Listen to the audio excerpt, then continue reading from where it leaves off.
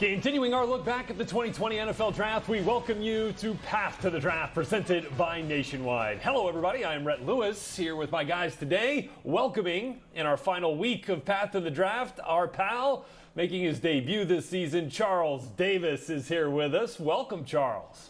Thank you, Rhett. Glad to be here. It's been a while. And as always, wire to wire, Bucky Brooks here with us, our former NFL scout. Guys, I am ready to rock and roll here today. We've been handing out draft grades all week long within the divisions, and we will do that again today, handing out some grades for the AFC and NFC West. But I want to start today by handing out some hardware. So we're going to give a way too early Offensive Rookie of the Year award based on what we saw in the draft. Bucky, what does your prediction for that award look like right now? Oh, I think this is Joe Burrow's award to win.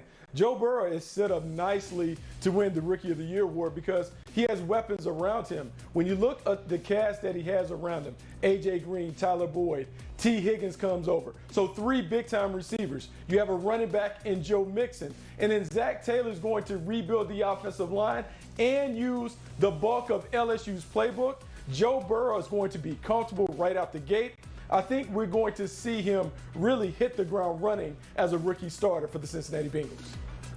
Yeah, the supporting cast actually pretty darn good for a team that was picking number 1 overall in the draft. CeeDee, who strikes you as a potential Offensive Rookie of the Year award candidate? Well, I love where Bucky went with Joe Burrow. That makes so much sense. A quarterback following Kyler Murray last year, doing it with the Arizona Cardinals. But I'm looking at a running back by the name of Jonathan Taylor from the University of Wisconsin going to the Indianapolis Colts. If he solves the fumbling issues he had in college, think about the offensive line: Anthony Costanzo, Quentin Nelson, Ryan Kelly, Mark Glowinski, and Braden Smith. They are big run blockers that want to take some pressure off of Phillip Rivers, now coming over to be their quarterback. They want to get physical and run the football under Frank Reich.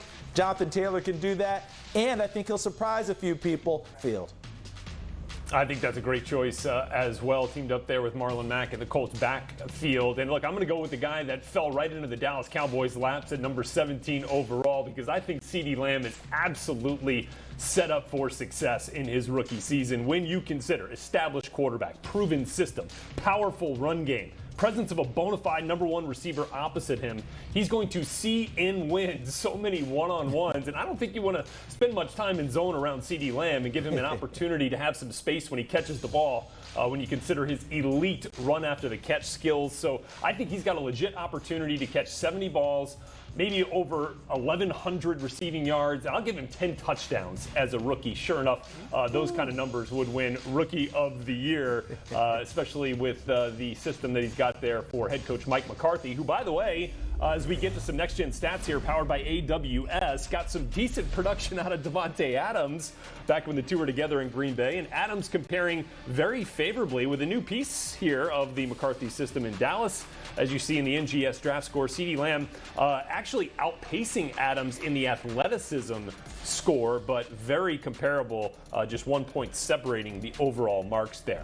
So going now from a pass catcher to a passer, Justin Herbert was the 3rd quarterback off the board on night 1 of the draft after the Chargers made him the 6th overall pick. Herbert now joining a talented Chargers team that does have Tyrod Taylor ready to go at quarterback, which affords Herbert now the opportunity to get acclimated before being thrown into the fire. Our Omar Ruiz talked to the former Oregon Duck after his selection. All right, the newest member of the Los Angeles Chargers, Justin Herbert, joining me now. Justin, congratulations. First of all, what was your initial reaction when you saw that Tom Telesco number come up? It was unbelievable to be sitting there with my family, and I think one of my brothers saw it first with me, and we knew exactly what it meant, and just excitement. Words really can't describe the feeling, and just so glad that it worked out. And now as you look at this Chargers roster, what do you think about your new teammates? Some big-time receivers, some big-time running backs, loaded on defense. What are your thoughts about joining this particular team? They're incredible. They're really skilled, and they've got some of the best guys in the country, in the world, and I couldn't be more thrilled for this opportunity. It's such a great team and a great coaching staff, and I'm really looking forward to the opportunity. And one of the quarterbacks, Justin, on the roster currently is Tyrod Taylor. A lot of people in that building in that locker room have a lot of respect for him. What do you expect from your relationship with him, and how do you see this competition unfold here in the fall? Yeah, he's a really skilled guy, and he knows what he's got to do. And he's been in the league for quite a while, and he's been pretty successful. And so I'm going to do my best to learn from him, push him, and at the end of the day, it's all about competition, and it'll be a fun quarterback room. And I saw Tom Telesco when he called you. He said he wants you to learn, he wants you to grow, and they'll have patience with you. When you heard him say that, what did you make of those words?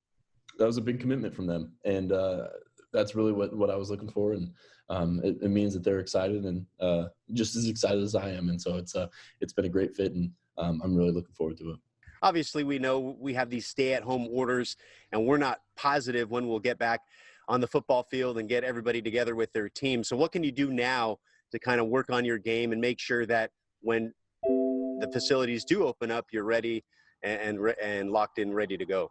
Yep, I'll keep running, lifting, throwing, and hopefully get a playbook or something here soon, or some workouts, and I'm sure that's coming within the next couple of days. So when that happens, I'll get after that and continue to work hard and prepare for those days.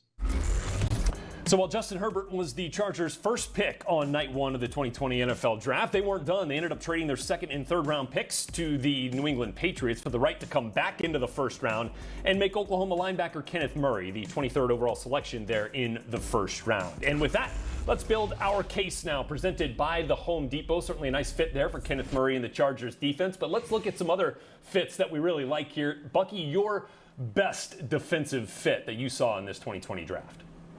Oh, I'm going to go to the top of the board. I'm going to say Chase Young going to the Washington Redskins. And this fits not only because he's a gold jacket talent, but because Ron Rivera has already seen a player like Chase Young and had success with him. When you think about Julius Peppers and the success that he had with the Carolina Panthers, well, I believe that Chase Young is very similar.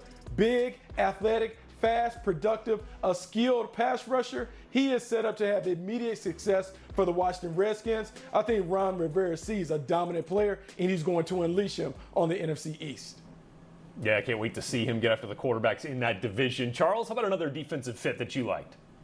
Well, I'm loving Bucky's pick because right now I'm thinking about Montez Sweat on the other side. Where does Ryan Kerrigan fit in? The Alabama gang. That's a formidable defensive front now with Chase Young. But how about the team that's aiming for the Super Bowl? The Tampa Bay Buccaneers getting Antoine Winfield, the safety from Minnesota, in the second round. Because Todd Bowles, their defensive coordinator, you guys know, he blitzes coming off the bus. He's sitting at home right now drawing up new blitzes, which means you have to be good on the back end. And he can be his Tony Jefferson, who he had in Arizona, a guy who can roam around, hit near the line of scrimmage, cover on the backside, and his instincts. Antoine Winfield Jr. to me was like Tyrann Mathieu coming out of LSU, the honey badger, always around the football, always ready to make a play. I love the fit there for Tampa Bay as they seek that Super Bowl with TB12 leading them. Man, that's a couple of really Bucks' draft grade here for the Denver Broncos as you look at the entire report card for the AFC West. B's across the board with the Kansas City Chiefs getting the low mark there. The defending Super Bowl champs coming in with a B-, looking up at the Raiders, Chargers, and Broncos. So, Bucky, let's start right there. How did the Broncos earn the B+ and top marks in the division for you? Well, Rhett, it was really easy for me because they took Drew Lock a season ago, gave him the keys to the offense. And so the second year is about surrounding him with playmakers. And man, did they surround him with nice toys. Jerry Jeudy is a #1 receiver. I know Cortland Sutton is out there. He's a big body playmaker that can do all the big body stuff down in the red zone. But Jerry Jeudy is a route runner. He's skilled, he's polished, he's dynamic, terrific with the ball in his hands. Plus, he has the versatility to go into the slot. He is going to be outstanding. But they added another weapon, KJ Hamler, a vertical playmaker, big play specialist with return ability. When you have those kind of athletes on the perimeter, you can give them the ball in space and let them work. Drew Lock is going to be a much better player his sophomore season because he has weapons around him. Yeah, and I like that they continued to try to upgrade the offensive line, taking Lloyd Cushenberry out of LSU, high-quality center there in the third round. So, Bucky, as we look at the Chargers, how much did the selection of Justin Herbert at number 6 influence their grade? Oh, it's greatly impacted the way that I view this team because this team is building for the future. Anthony Lynn is already on record feeling comfortable with Tyrod Taylor being the starter, but Justin Herbert fits his image of what a starting quarterback should be and the system that he wants to run. Remember, Anthony Lynn played in the Shanahan system, won 2 Super Bowls in Denver. Well, Justin Herbert is a play-action passer. Great off play action, has the athleticism to execute the stretch bootleg game. I love the fit, and I think he's going to be a great fit down the line. And then Kenneth Murray gives them speed to match up with the Kansas City Chiefs. I like the draft that the LA Chargers were able to pull off. And able to add some depth in the running back room with Joshua Kelly, who was one of my favorites down in Mobile during the practice week for the Senior Bowl, there to pair with Austin Eckler in the backfield. Okay, let's move on to the NFC West draft grades. And Charles Davis laying out his report card here for the division.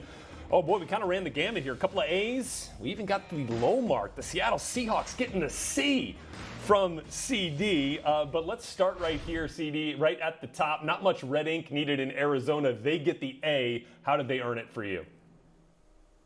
Yeah, and we're giving Seattle a C. Isn't that what we do each and every year? And then they always end up in the playoffs. So they love getting C's, so don't worry about Seattle. But with Arizona, I thought it was a love letter to their quarterback, Kyler Murray, the reigning Rookie of the Year, by drafting Isaiah Simmons. And people think, well, why not a receiver? Well, Simmons does everything.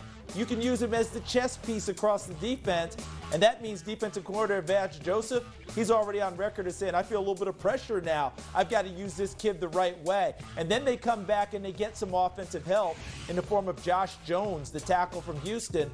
Now we're moving into the right side. I know Marcus Gilbert is there, but they didn't just draft Josh Jones that high to not have bookend offensive tackles, with DJ Humphries also being signed. And don't forget, Lecky Fotu and Rashard Lawrence in the 4th round as defensive tackles. They'll help them improve as well. Yeah, I also thought they got one of the best, if not the best, 7th round values in running back Eno Benjamin out of Arizona State to join their running back room as well. Well, it's becoming a tradition, Charles Davis. No first-round pick for the LA Rams. But with a couple of second-rounders, they were still able to earn a B in your mind. What stood out among those that LA landed in this draft? Well, we know they gave away the first-round pick, and that's in the form of Jalen Ramsey playing corner for them. But getting Cam Akers, who I think was a top 5 running back, yet still underrated. And I think he'll have a much better pro career with the Rams than he did with Florida State. He should get better help up front. And let's face it, Cam Akers can run it inside, get to the perimeter, and catch the ball out of the backfield. He fits with what Sean McVay wants to do. And how about adding Van Jefferson? Because a lot of people talk about his route running and liken him to Cooper Kupp. Van was a wide receiver at Ole Miss and at Florida, and his dad, Sean Jefferson, of course, a wide receivers coach with the Jets. And he runs routes very well, just like Kupp, as I mentioned. But he plays the game like Robert Woods with great intensity, blocks downfield. He was a special teams whiz at Florida. I think they're getting the full package in Van Jefferson. And how about a 7th-round guy? Tremaine Ankrum, guard out of Clemson. He can help shore up that offensive line. He might be a surprise, Rhett. And don't you forget about Sam Sloman, the kicker they drafted out of Miami of Ohio, perhaps to replace Greg Zuerlein. Time for our top 5, presented by Nationwide. Looking at the top 5 edge rushers drafted here. And we saw a trio of edge rushers come off the board in the 2nd round, a couple of which we would have not been surprised to have seen go in the 1st. Only did get 2 in the 1st, the 2nd of which was Kayvon Chason going to the Jacksonville Jaguars at number 20 overall. And our Mike Garafolo caught up with the former LSU Tiger. Kayvon Chason, 1st-round pick of the Jacksonville Jaguars, one of 2 picks for the Jags, joining C.J. Henderson. Your thoughts on coming to a team that, has been known to play good defense in the recent past? I'm excited. I feel like I can be a very huge part to the defense. I can contribute in many ways, and I'm really excited with the talent that the defenses already have so far, and the success that's been having. I'm just willing to add to it in any way possible. Now, this is a place in Jacksonville that they called Saxonville the last couple of years when they had some guys who can get after the quarterback. You get a chance to maybe be part of Saxonville 2.0, whatever you want to call it. Your thoughts on joining a team with a reputation for getting after the quarterback? Definitely fell in the right place. It looked like this is where I belong. I'm glad this is where I landed. I'll fit right in. Obviously, we all had the same goal in mind, to get the guy with the ball. And like me and one of my coaches used to always say, the first person to touch the ball is the quarterback. So you get him, everything else is stopped. So let's get to the quarterback. And obviously, it's the guy on the other side of the defense, and Josh Allen, who's been doing that. Very great Pro Bowler, and I've been watching this game for quite some time. So just to be playing with him and getting some knowledge from him, even with the short amount of time he's been in the league, I'm excited, man. I can't wait.